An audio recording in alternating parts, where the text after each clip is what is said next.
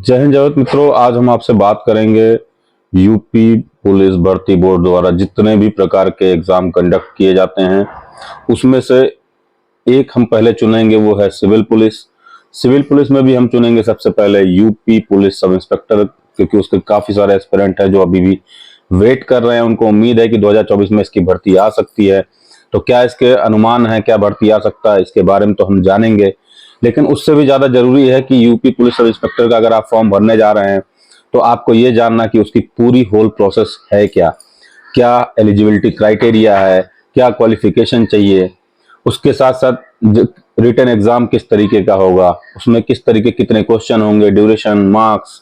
साथ ही साथ जब वो क्वालिफाई करते हैं तो आगे आपका डीबीपीएसटी क्या होता है, उसमें क्या आपका हाइट, चेस्ट, ये सब मांगा जाता है, वेट। तो उसके बाद भी अगर हम जब उससे आगे बढ़ते हैं दोस्तों तो आता है पीईटी यानी कि फिजिकल इफिशियंसी टेस्ट। तो फिर हम फिजिकल इफिशियंसी टेस्ट यानी पीईटी के बारे में भी बात करेंगे कि किस तरीके से आपका रनिंग होता है, क्या आपको टाइमिंग मिलता है। साथ ही साथ दोस्तों उसके बाद जो अगली प्रोसेस आती है, जब सारा कुछ हो जाता है तो आपका मेडिकल होता है। तो मेडिकल में भी काफी सारे चीजें हैं जो होता है आपका, लाइक फ्लैट फिट होता है, आपका नौकनी होता है, बोल एक्स होता है, आई के आपके आईसाइट टेस्ट होते हैं, ईयर टेस्ट होते हैं, नोज टेस्ट होते हैं, कई प्रकार की टेस्टें होती हैं।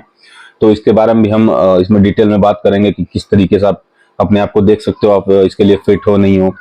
साथ ही साथ दोस्तों जब ये भी प्रोसेस हो जाता है तो आपने यहाँ तक तो हर कोई आपको बता देता है, लेकिन ये कोई नहीं बताता कि आपकी पीवीआर होती है उसके बाद, यानी कि पुलिस वेरिफिकेशन होती है दोस्तों। और पुलिस वेरिफिकेशन में जब आप आपकी कैरेक्टर जो है वो कैरेक्टर आपका वेरिफिकेशन हो जाता है और आप उसमें किसी भी तरीके किसी भी मुकदमे या किसी संबंधित किसी चीज में निरुद्ध नहीं होते हो दोस्तों, कैरेक्टर आपका साफ सुथरा होता है, तब ही जाके आपको आगे की प्रोसेस में भेजा जाता है। फिर इसके बाद मैं ये भी बताऊंगा कि ट्रेनिंग कितने समय का होगा, ट्रेनिंग के समय भी मेडिकल होता है, वो किस प्रकार का मेडिकल होता है।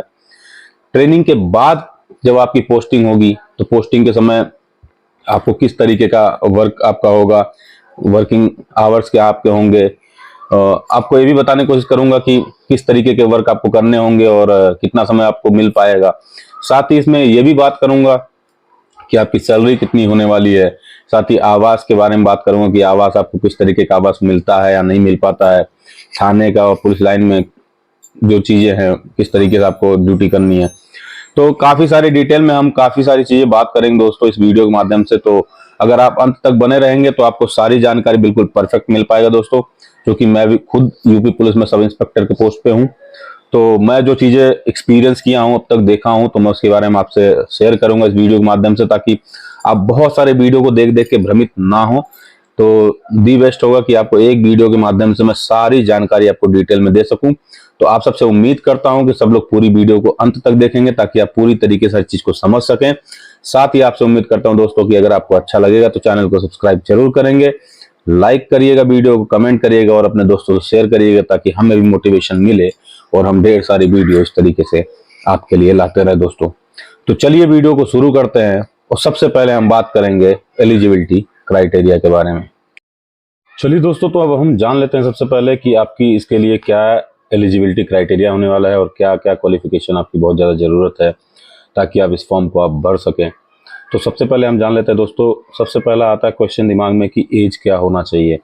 तो मैं बता दूं, मिनिमम आपका जो एज है दोस्तों वो जिस साल भी नोटिफिकेशन जारी हो रहा है उस साल के 1 जुलाई को, जो भी 1 जुलाई से पहले पहले जो आपका मिनिमम एज है वो कम से कम 21 वर्ष और 28 वर्ष से कम होना चाहिए दोस्तों। कुछ मामलों में जो है छूटे हैं एसटी के लिए, एज रिलैक्सेशन है, कहीं कहीं कई बार एज रिलैक्सेशन सबको दे दिया जाता है, कभी कभी भर्तियां देरी से होती हैं, जैसे कि अभी आपने सुना था यूपी कांस्टेबल में। तो इस पे अभी हम नहीं जाते हैं। तो ये जो है मिनिमम और मैक्सिमम आप समझ गए होंगे दोस्तों कि आपको एज क्राइटेरिया क्या चाहिए। दूसरा आता है दोस्तों कि एजुकेशन का। तो एजुकेशन में आप ग्रेजुएट होना बहुत जरूरी है और साथ ही साथ किसी मान्यता प्राप्त यूनिवर्सिटी जो सेंट्रल गवर्नमेंट का हो या फिर आपका स्टेट गवर्नमेंट का हो, आप एलिजिबल हो इसके लिए फॉर्म भर सकते हो। बहुत लोगों को हाँ एक डाउट रहता है, वो बहुत सारे सवाल पूछते रहते थे कि सर क्या कितना परसेंट होना चाहिए, क्या मेरा बीकॉम है तो मैं कर सकता हूँ कि नहीं, मेरा बीएससी। देखिए ग्रेजुएट मतलब ग्रेजुएट, ग्रेजुएशन से मतलब है आप बीकॉम किस सेक्टर से हो, किस स्ट्रीम से हो, कोई इसका फर्क नहीं पड़ता है। साथ ही दूसरा जो आता है लोगों के दिमाग में कि इसके लिए कोई मिनिमम परसेंटेज या इस तरीके, तो किसी भी ग्रेड में इस तरीके कोई भी प्रावधान नहीं है। आपका केवल पास होना अनिवार्य होता है। आप पास हो तो आप फॉर्म भर सकते हो, तो इसके लिए बहुत ज़्यादा आपको नहीं सोचना है दोस्तों। तीसरी बात दोस्तों यह है कि बहुत लोगों के दिमाग में ये बात है कि मेरे ऊपर सर एफआईआर लिख गया है, मेरे ऊपर तो मुकदमा चल रहा है, मैं कैसे फॉर्म भर सकता हूँ। तो उन लोगों के लिए ये बात है कि अगर आपके ऊपर किसी तरीके का मुकदमा लिख गया है, चल रहा है, केवल अभी उसमें किसी तरीके की सजा नहीं हुआ है, कोर्ट द्वारा कोई दोष आपको दोषी नहीं करार दिया गया है, तो ऐसे केस में आप, स्पेशल केसेस में आप भर्ती बोर्ड को इसका जानकारी दे के आप फॉर्म भर सकते हो। लेकिन जिस दिन भी उसमें अगर आपको सजा हो जाता है तो उसी समय आप उसके भर्ती से बिल्कुल बाहर कर दिए जाओगे। यानी कि जिसको कभी ना कोई किसी तरीके की सजा हुआ है कोर्ट द्वारा या दोषी करार दिया गया है, तो ऐसे केसेस में वो इसके लिए बिल्कुल एलिजिबल नहीं होंगे कि वो फॉर्म भर सके। चौथी बात दोस्तों ये है कि अगर किसी महिला या पुरुष ने किसी शादीशुदा महिला या पुरुष से शादी किया है, जिसका पहला पति या पत्नी जिंदा हो, वो भी इसके लिए बिल्कुल अपात्र होंगे, फॉर्म नहीं भर सकते हैं। बहुत लोगों को एक डाउट हमेशा से चला आ रहा है कि सर मैं तो दूसरे राज्य का हूँ, क्या मैं फॉर्म भर सकता हूँ? बिल्कुल आप एलिजिबल हो, आप फॉर्म भर सकते हो। इवन जो लास्ट गैजेट है उसके हिसाब से मैं बता दूं कि जो 1962 से पहले जो तिब्बत के लोग यहाँ आके शरण ले लिए थे, वो भी फॉर्म भर सकते हैं। तो आप तो इस इंडिया के ही हो, आप फॉर्म भर सकते हो। इस चीज़ को लेके दिमाग में किसी तरीके का डाउट मत रखिए, और आप बिल्कुल इसके लिए एलिजिबल हो, आप फॉर्म भर सकते हो। साथ ही अब हम इसके बारे में, जब फॉर्म फिलिंग की बात हो गई और इसके बाद हमारी बात आती है रिटन एग्जाम के बारे में, तो रिटन एग्जाम के बारे में डिटेल में बात करेंगे। इसके बाद साथ ही साथ बात करेंगे डीबीपीएसटी के बारे में और पीईटी के बारे में।